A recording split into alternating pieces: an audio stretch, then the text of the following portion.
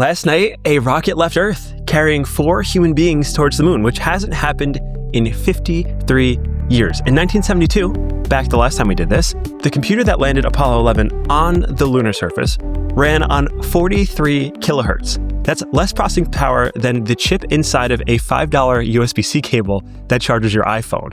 And they landed on the moon with it. Last night, the most powerful rocket NASA has ever built, standing taller than the Statue of Liberty, launched 4 astronauts into a 10-day loop around the moon.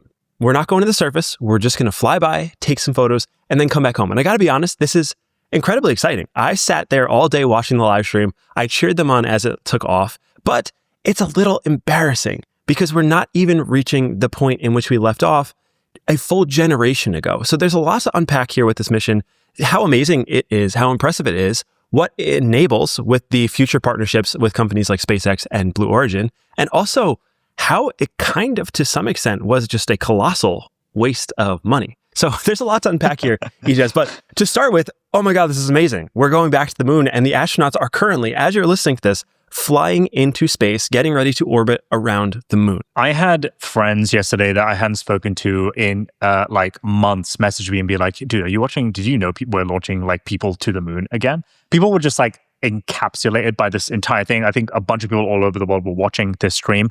And it's nuts. The mission is nuts. It's 10 days. We're sending 4 astronauts around the moon. So, again, we're not landing on the moon, but we're going further than any space mission has gone before. 4,700 miles to be specific, a 10-day mission. Right now, the crew are being propelled around Earth using Earth's gravity, and they're going to be launched towards the moon in about, I believe, a day and a half from now. They're going to reach the moon 6 days after that, traverse it for about, I believe, maybe half a day or so. They're going to view the dark side of the moon, and then they're going to come straight home. And there's a lot of firsts for this too. This is the farthest away humans will have ever been from Earth by a couple extra thousand miles, but still the furthest away they've ever been. There's also going to be a new record happening upon re-entry, where this is going to be the fastest humans have ever moved before at 25,000 miles per hour on re-entry.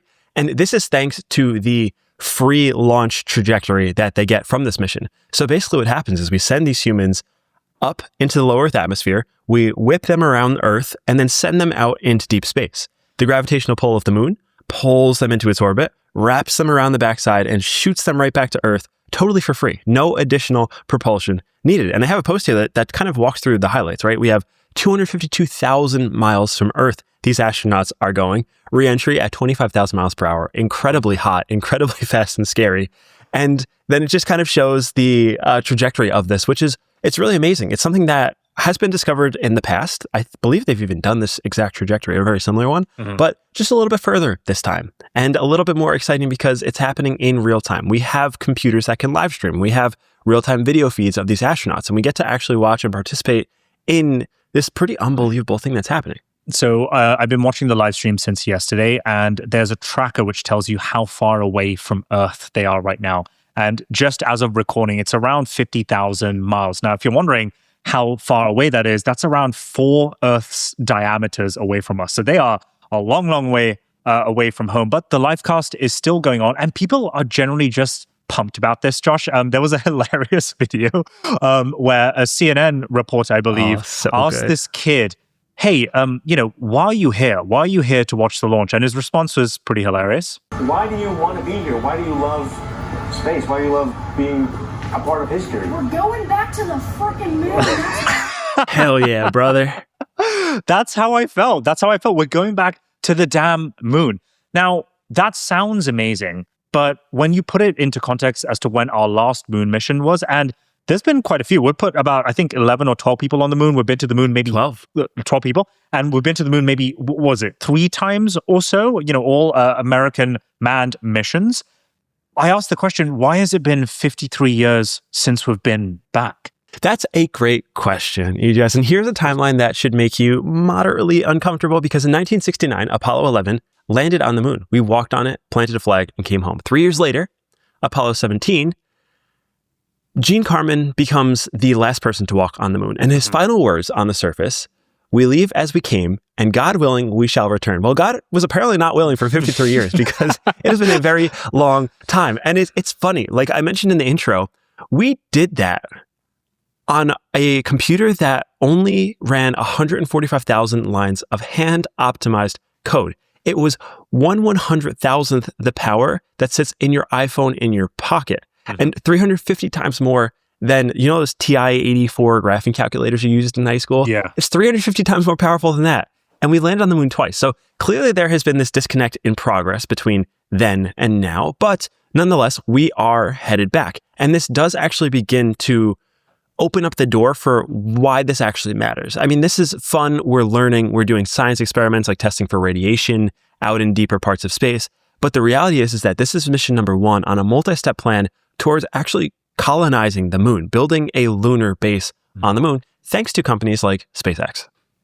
This is where I kind of want to transition into the numbers because they sound impressive. It's a lot cheaper than it used to be back then. So that's one win. But when you compare it directly towards a company like SpaceX, which is using groundbreaking technology and cutting the cost down to a fraction of what this mission cost, it starts to look pretty bad on NASA and on this space mission in particular. Now, the headline number is $4.1 billion. That's how much it cost to launch this rocket and man this mission. And, you know, it's understandable. There's a lot of bureaucracy in the government. There's a lot of mouths to feed and jobs to pay. But the fact that SpaceX can do this for $10 million, and hey, if they blow the rocket up, what is it, like $50 million, Josh? Yeah, so the way it works is, I mean, reusability is a big thing, but even in the absence of it, it is a huge delta. So like you mentioned, $4.1 billion per launch for the SLS, which is this Artemis II mission. The total mission cost, by the way, about $93 billion. So quite a bit was spent on this. For Starship, it can launch for about $100 million. And that's if the Starship rocket blows up. So if Starship explodes, the total cost to build in materials is about $107 billion. If it does land, which they're planning to do just in a couple of months, that cost goes down to $10 million. From $10 million to $4.1 billion per launch. And actually, Ijaz, if you scroll a little bit further down in this article here, there's a visual that shows the difference in size too, as it relates to payload. And Starship is a monster compared to NASA's SLS. It sits, I want to say 25-30% taller. It has much more payload capacity. It is just a far more impressive rocket. And the fact that it costs a fraction of a percent, less than 1% to launch, and it can be reused and it can be overflown again and again and again. It's a testament to the gap that has been built between, I guess, government-funded industries and private industry. And part of the reason is the contracts are such a nightmare. When NASA builds these things, they build them based on cost plus contracts, meaning that the company decides a cost, they mutually agree on how much something is going to cost them to make, and then they add a fixed rate on top of it. So they get a premium. So Lockheed Martin says, this piece is going to cost $1 million. Well, cost plus means, well, NASA will pay you a 20% premium on that. But there's no incentive for them to bring it down because the premium gets higher as the cost goes higher. So there's all the incentive in the world to make these things incredibly expensive, where SpaceX, a private company that does not use our taxpayer dollars to fund its launches, has every incentive in the world to remove the costs. And that's why you get this thing called the idiot index, which is the delta between the cost of materials versus the actual cost it takes to get these things into orbit. And the idiot index on NASA's SLS is pretty freaking high. I'm starting to think that this entire mission should just have been handled and managed by SpaceX. I'm pretty sure the future missions, which NASA is going to enable putting people on the moon and setting up a moon settlement, is going to be enabled by SpaceX. There is no other way that they can do it. They need reusable rockets. They need cheaper costs to get into outer space and to the moon and back. Now, I know they say never judge a book by its cover, but I'm going to judge these two ships directly together. Starship is 25% taller. It is 2 times heavier. It can take 4x more payload than this current rocket. It is completely reusable, and both stages are designed for reuse. So the point I'm trying to make here is I think that NASA taking 53 years is kind of a big discredit towards the agency and what they've achieved. Not to discredit that the mission itself is very impressive, but I think the future is going to be with companies like SpaceX that is able to lower down the cost for things like this and produce better efficiencies versus what we just watched yesterday. Yeah, it's totally right. And it's so important not to discredit what's happening here, because this is amazing, right? It's like we do have humans that are on their way to the moon right now, built by an unbelievable engineering team that did this. it's not their fault. A lot of these people weren't even alive 53 years ago. They are doing their best to get these people to the moon, and they're doing a great job. The mission so far, outside of that one little toilet anomaly, has been a wild success. Everything is working really well, and that deserves a tremendous amount of credit. But like you mentioned, SpaceX is just far superior, and we're going to see that handoff happen as we progress through this Artemis program. So Artemis II, which is scheduled for mid-2027, so a year from now, the crew is going to test docking with the SpaceX Starship, or perhaps Blue Origin, but I would imagine that SpaceX is probably going to win over that contract. There's no way Bezos gets this. No way.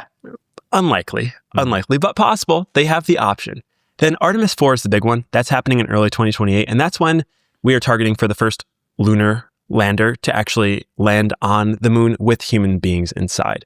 So SpaceX is probably going to be handling that one. That's coming in 2 years. And then just a little bit later in the year, in the second half of 2028, there's going to be a second crew landing planned in which NASA is going to target twice per year landings on the moon going forward. And this is going to begin the production and the building of our lunar Mars base, which is really cool. I mean, NASA's administrator, Jared Isaacman, he's the new guy. Everyone loves him. He's amazing. He announced a $30 billion decade-long plan to build a permanent lunar outpost on the south pole of the moon by 2036. So the Artemis launch today, while we may have some choice words to say about it, is very much the gateway to a lunar base. And this is step one in a multi-step process that's going to happen. And they're going to bring in SpaceX. They're going to bring in Starship. The costs are going to decrease. It's just, it took a little while to get here. I think it's also important to set the context as to why on earth we have two major companies or agencies trying to land humans and set up a settlement on the moon itself. Elon has his own specific reasons for SpaceX. He wants to get closer to the sun. He wants to train AI with data centers out in space and harness the sun's energy and turn us into a Kardashev 2 or Type 2 civilization. With NASA, it is part of that, but they've also realized that some parts of the moon is potentially habitable. They've found or confirmed water on the South Pole. They've got drinkable water, breathable oxygen. And one of the reasons why this is so important is it gives us more access to resources that we didn't have access to before, more space. And also it's easier to manufacture things with 1/6 of the gravity of Earth.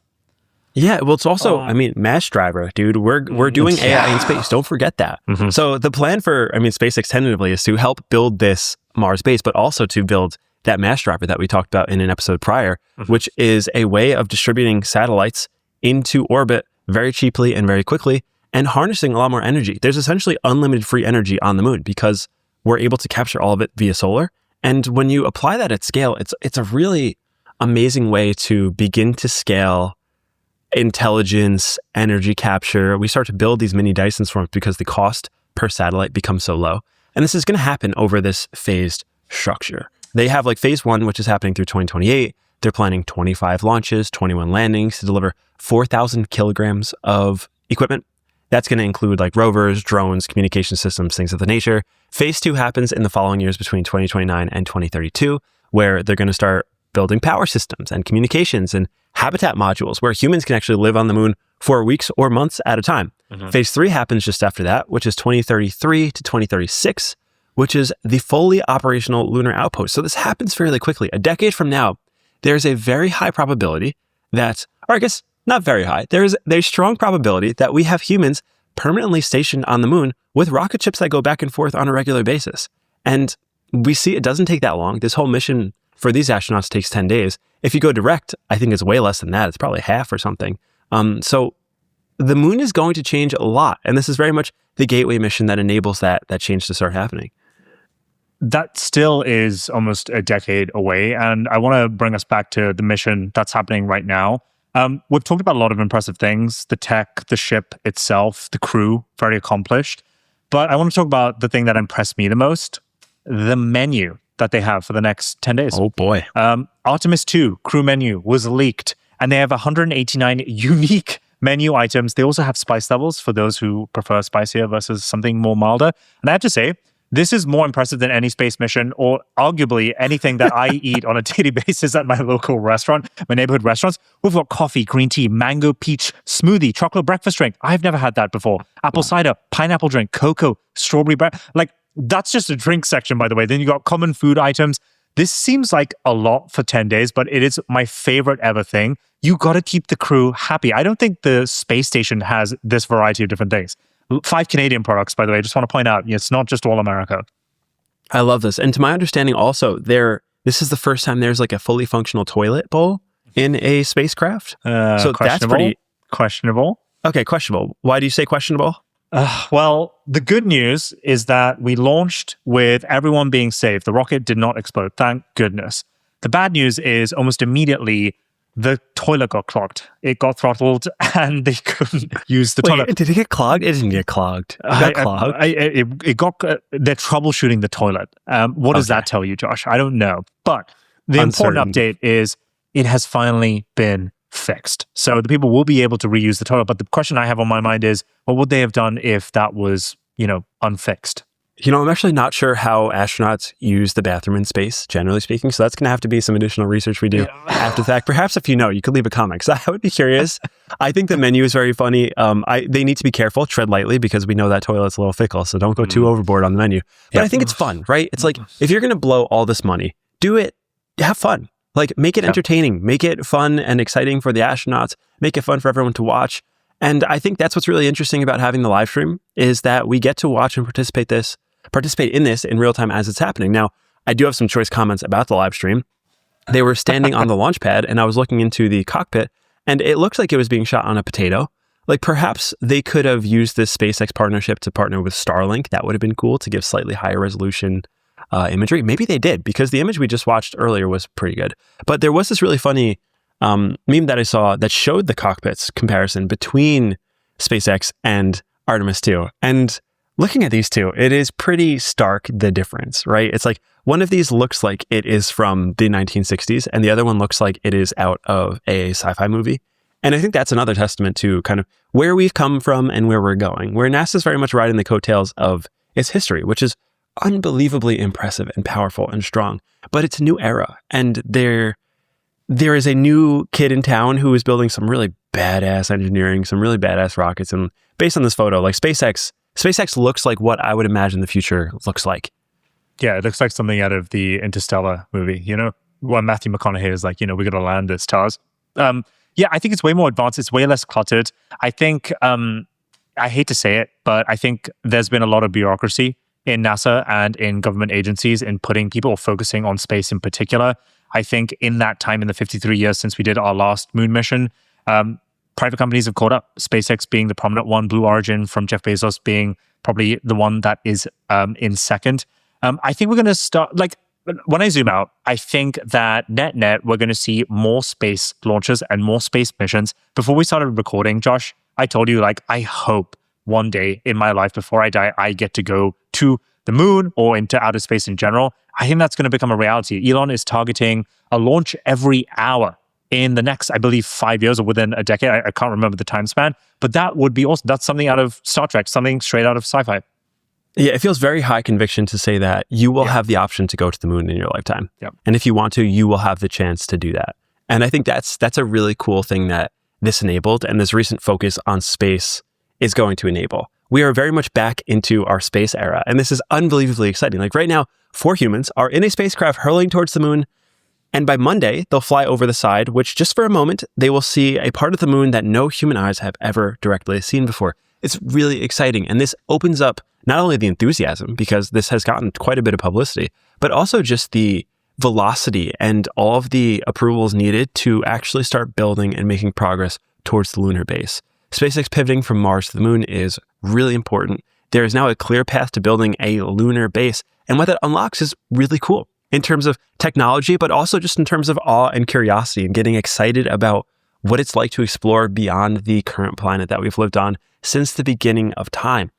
And the progress it's just so awesome to see. And even though it was inefficient, sure, there were a lot of mistakes, sure, it took us a long time. We're here, we're back. And we are back in a way that is sustainable and durable. And the window is open to do this now. And assuming things continue to go well, assuming there is no catastrophe within our country between now and maybe 15, 20 years from now, Ijaz, you can go to the moon. I'll be able to go to the moon. And it will be very cost effective because when you think about the launch costs, $10 million to send a Starship to the moon today, what is that going to cost a decade from now? Probably significantly less. And I assume it's going to be something like an airplane because at the end, at the limit, that's the only way that this becomes sustainable business model is if they are able to do that at a cost that's competitive. And that seems to be the goal. And over the next 10 years, we're going to build something that is indistinguishable from sci-fi. Like, it's really going to start to look like the future. And that is so unbelievably exciting. I remember last year, Elon was speaking about the launch economics of putting stuff into outer space. And he mentioned that there might, in the short term, be this new type of transportation system for people who want to get to countries quicker. So what he modeled out was going straight up in a SpaceX shuttle and coming down about 44 minutes later in Japan. And so you've done the journey from the US to Japan in 44 minutes, where usually it would take like 13 to 19 hours, depending on airline and flight time. So there are a lot of intermediary benefits that are going to happen with all of this. But hey, I'm so proud of all of this. And as a foreigner and a tourist living in this country, I'm wearing my American flag here. I don't know if you guys can see it, but I'm proud of us. And I'm super excited to see. I hope the mission is successful, and hopefully it'll lead to more missions in the future.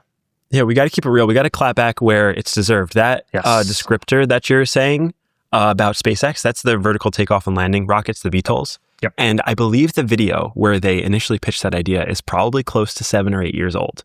And they made a total of 0 progress towards that. So, space is hard, man. And priorities change. Like, SpaceX was going to build VTOL rockets and go to the Mars. Now they're going to the moon. And NASA hasn't really had the opportunity to go to the moon. Nope. They're doing it now. So priorities change, things shift. But right now we have a very clear trajectory. Jared Isaacman has said, we are going to the moon. We are colonizing it. We are building a lunar base. 10 years. And we actually have momentum. There are astronauts in the air right now and a very clear trajectory to continuing that. So really cool. If you're listening to this, chances are they're still in space. You can go to NASA's YouTube channel and watch this live in real time. And it's pretty amazing. You could just see these guys kind of hanging out. They were taking pictures with their iPhones. I think the idea of this is to run some science experiments, sure, but also just to get people excited about space and to make it more relatable, to make it more accessible. And I mean, it's really exciting. So I would encourage anyone to go and check out the live stream, share maybe in the comment section what's most exciting. I don't know. Just any final thoughts before we head out today? I want people's over-under on SpaceX getting us to a moon settlement fully living by 2028 versus NASA doing it themselves. What do you people, folks listening to us think? My bet is SpaceX. Josh? Well, yeah, I mean, they already said they're not doing it. It's either SpaceX or Blue Origin. Yeah. So Blue Origin is doing well. They're really strong in low Earth orbit. They are less strong anywhere else. I think Starship is going to, I'm almost 100% positive, Starship will be the rocket. And perhaps Blue Origin could do stuff with the space station like Falcon Heavy is doing with their Dragon capsules. How far behind is Blue Origin on SpaceX now relatively, do you think? It depends how you measure it, but Blue Origin does not have a Starship. And a Starship is really the only thing that matters in space because, again, the cost a kilogram is the singular metric that matters. And the cost per kilogram of Starship is dramatically lower than anything that Blue Origin has or will have in the near future. So Blue Origin will have the capacity to do specific things. It could send satellites into low Earth orbit, kind of like what Starlink's doing. They're trying their own thing. In fact, Amazon just recently purchased yesterday Globalstar Telecommunications, which is a satellite company to help compete with Starlink. So there is going to be this competition for low Earth orbit. In terms of lunar orbits or moving mass further out or moving large amounts of mass. So these Starlink V3 terminals that are coming are huge. Blue Origin cannot carry those, but SpaceX and Starship can. So there's going to be, I wouldn't say Blue Origin is behind in the sense that they're behind on getting to orbit. They're just behind on getting mass to orbit, large amounts of it at a cheap quantity. And that's what makes the big difference. So SpaceX is very far ahead in that sense, but there's a lot of companies that are now competing, and there's a ton of public stocks that actually have been doing incredible recently in the market over the last few weeks because people are starting to realize the space race is back, baby. And it's all America. It's all the USA. All these companies are fighting for getting mass into orbit, creating these networks, putting stuff into space. So it's a really exciting time. I'm feeling very optimistic about the future of space travel, and I'm glad that everyone's aligned. Government, private industry, the people, everyone's stoked about this. You would think that AI is like the hottest stock in industry to invest in right now, but SpaceX just filed for a discretionary IPO. So that it's happening. They're targeting a June launch. And the valuation that they're going for is $1.75 trillion. It will be the biggest, largest IPO that we've ever seen before. The over-under that I've seen on a lot of websites as well is it's going to be valued above $2 trillion by the close of day on its initial day. So people are excited about space. They realize that there is so much of a bigger opportunity outside of Earth than just constrained to Earth's resources. And I'm excited to see this manifest and become real. just truly a great day for the world and America in general. I wish the astronauts and the mission the best of success. I'm going to be tracking this for the next 6 days. The next 10 days. There's not going to be anything else I'm going to be watching. That's great. Big week for the Optimist, man. Space is back. Yeah. We are so back. Yeah. And we got 10 days to enjoy this 250th anniversary of the United States, painted on both of those boosters that are going to be burning up in orbit as they return back to Earth. And it's really cool. I mean, this is awesome. This is exciting. It leaves me optimistic. I'm curious your takes on whether you are also joining us in the optimism or not. But anyways, thank you so much for watching. If you enjoyed this episode, do not forget to share it with your friend who is also perhaps a space nerd. Or maybe you just want to joke about how inefficient NASA is, or how their menu is more sufficient than the menu at the restaurant you went to last night. Whatever it is, don't forget to rate us however you believe we deserve to be rated. 5 stars is pretty awesome on your favorite podcast player. We have a newsletter. I just published a new issue that went live yesterday, all about this mission in a little bit more detail. So if you're interested in that, you can go subscribe. All of the links are found in the description below. And yeah, I think that wraps up our episode today. Thank you guys so much for watching.